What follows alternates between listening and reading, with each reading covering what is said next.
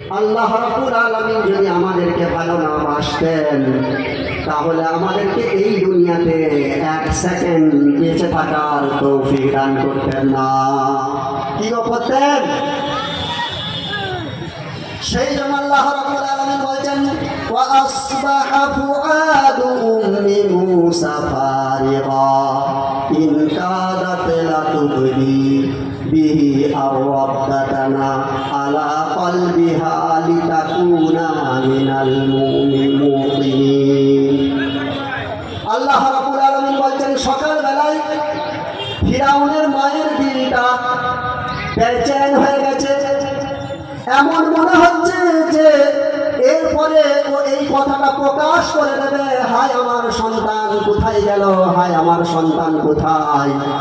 যদি এই কথাটা প্রকাশ করে দেয় আর এই কথাটা যদি ফিরাউনের কাছ পর্যন্ত চলে যায় তাহলে কিন্তু মূসা আলাইহিস সালামের বাঁচার আর কোনো রাস্তা বাকি থাকবে না। কি থাকবে?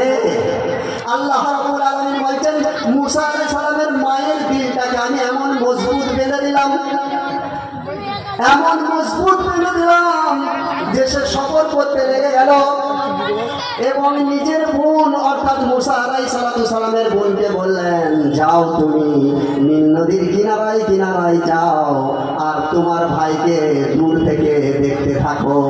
এমন ভাবে দেখো না যেন ফিরাউনের লোকজন মনে করে নাই এটা তোমার ভাই, তুমি আর নজরে দূর থেকে দেখতে থাকো।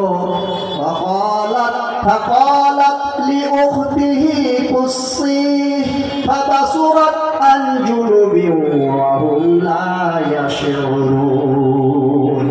সূরা কসস আল্লাহ রাব্বুল আলামিন একদম চিত্র খেঁচে দিয়েছেন কিভাবে মূসা আলাইহিস সালামের মা তার মেয়েকে বললেন হে আমার বেটি তুমি যাও সমুদ্রের কিনারায় কিনারায় যাও আর নজরে তোমার ভাইকে দেখতে থাকো, কে নিয়ে যায় কে তুলে কোথায় যায় সেটা দেখতে থাকো।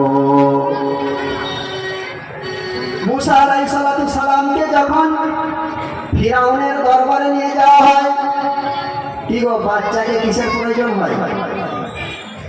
বাচ্চার কিসের প্রয়োজন হয়? বাচ্চার খাবারের কিসের প্রয়োজন হয়?